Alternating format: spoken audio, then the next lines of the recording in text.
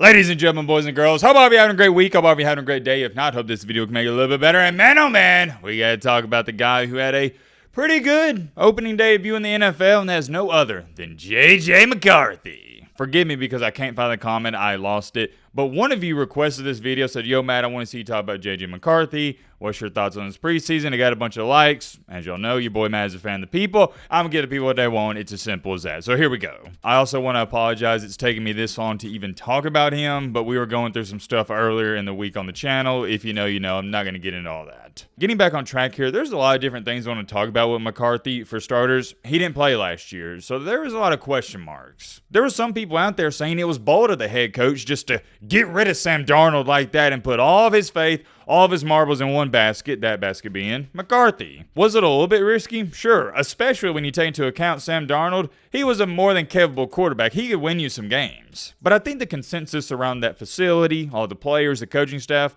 was McCarthy can take them to that next level. He can take them to a championship. You never really get the feel and vibe that Sam Darnold, he could get you to that level. No disrespect to him. McCarthy was the quarterback they drafted. Therefore, they believe in him more. Darnold was always viewed as a bridge quarterback. It was one of those situations where, hey, McCarthy, here's our guy, but if you can get us through this year, we're going to try to make the best out of it. We're still going to try to win. But after that, you're probably donezo's. That is what has led us up until this point. Fast forward in time into our Monday night showdown. We got Caleb Williams, former #1 overall pick, versus McCarthy in his first ever NFL game in action. It was a great game to say the least. I hate to sit up here and say that McCarthy was struggling in the first half and early in the third quarter. I would more so label it as he wasn't. Well, now that I think about it, I guess you could say he was struggling. You get the point. He wasn't playing good. Offense wasn't doing anything, but right after he threw that pick six, whew, it was a different breed out there. It was a different beast. He channeled his inner Tom Brady. You could see it in his eyes. This was a man on a mission, and he was not going to be denied. He entered what I like to call the flow state, a.k.a. this is what you hear people call it in sports a lot, the zone. If you were to type in on Google, what is the definition of being locked in, I'm almost certain there's going to be a picture of J.J. McCarthy. That's all you need to know. He was unbelievable. He had 3 touchdowns in the fourth quarter alone, 2 of those passing, 1 of those rushing. But what stood out the most to me was his mentality when he was losing, when he was down. When they were losing, McCarthy was going around telling his teammates, hey man, is there anywhere else you'd rather be? That right there, ladies and gentlemen, boys and girls, is why McCarthy was selected in the first round. That reason alone, not just his talent, but his mentality. I don't know if he's going to be one of the best quarterbacks in this league. You don't know. Nobody knows. But here's what I know for a fact. He has what it takes in the headspace. You see, a lot of players just mentally can't get to that point. I'll give you a great example. Anthony Richardson. I don't think he can get there. When you watch Anthony Richardson play, do you really get the sense and vibes that it's life or death for him and he's super locked in, he's super engaged? No, he just seems like a guy that likes football. McCarthy, it's his life. He doesn't love it. No, it is his life. McCarthy's a cold-blooded killer. Richardson, on the other hand, not to single him out, but he is one of the recent quarterbacks that got selected in the top 5. He's just a talented football player. There's a big difference. You want to know what my favorite trait about McCarthy is? For most quarterbacks, this is the most important stat. Some may say it's the only one that really even matters. He is a winner. Dating back to high school as a starting quarterback, he is 64-3. Let me say that again. 64-3. I've been telling people for years on the channel, dating back to when he was a freshman at Michigan, he is one of the most talented quarterbacks in all of college football. And nobody wanted to believe me because they're saying, well, Matt, anybody can look good in that Michigan offense when you're handing the ball off 80% of the plays. You're only throwing it 15, 20 times per game. You're missing the point. Every single time McCarthy was asked to throw the ball at Michigan or he had to make a big play, he made it. You can't just look at a quarterback who is in a run-first offense and go, oh, yeah, well, he's a game manager. Number one, I don't think that's a disrespectful term. That's a compliment.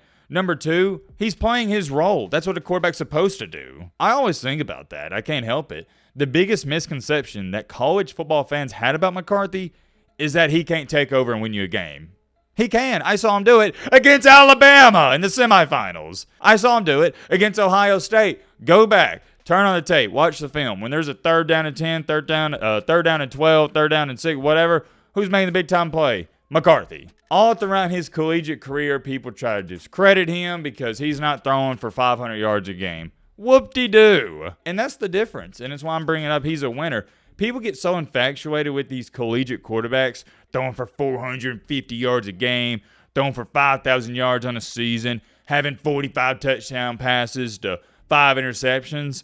That's fine and all. I'm not saying they're bad quarterbacks, but it doesn't mean the guy who's only throwing for 3,000 passing yards, taking care of the football, has a completion percentage of 70%, touchdown interception ratio, we'll say he has like 30 touchdowns to 5 interceptions, isn't as good as the other player, if not better. Here's where I'm going at with all this. McCarthy has never had to throw for 450 yards to beat a team, but here's the kicker with that. He can. So just keep that in the back of your mind. I don't think he has haters. It's more so there's just some naysayers, people that don't believe in the hype. And after seeing what he did against the Bears, being down 17-6, I don't know what more you need to see. I hate to overreact, or it's really not like I am overreacting to one NFL game because I've been high on him for 4 to 5 years. What you saw Monday night was accumulation of the type of quarterback I think McCarthy is and will be. It wasn't a fluke. He's not a one-hit wonder. He's a great football player. He's a great quarterback. Obviously, I don't got to sit here and say he played a great game. You know that. Let's talk about the future. What's next for him? What are the expectations? I like to talk about this with rookie quarterbacks. I don't really know. Do we consider him a rookie quarterback? He didn't play last year, so I guess he'd be. Let me know in the comment section how that works. I am 99% sure we do consider him rookie, but Matt, that's besides the point. Shut up. Get on with it. Sorry. With this being his first season with the Vikings, who I would say they're probably going to have a fairly decent season, what are we looking for record-wise? I would say, they should bare minimum. There's 17 games in the NFL season, regular season at that. You're looking at the minimum, I'd say the low end, 10-7. Anything under that would kind of be a disappointing season if you could ask me. On the high end, I'd say 14-3.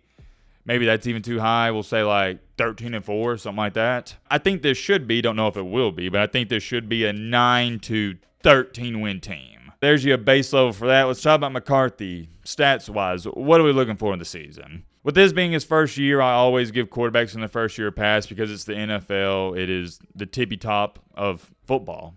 Quarterbacks are going to struggle. It is what it is. I would say I like to see him have around 3,500 passing yards, something like that. He's going to have some rushing yards, probably around like 300 to 400 on the season. He is more athletic than what people give him credit for. We'll say touchdowns. We'll say 30 passing touchdowns.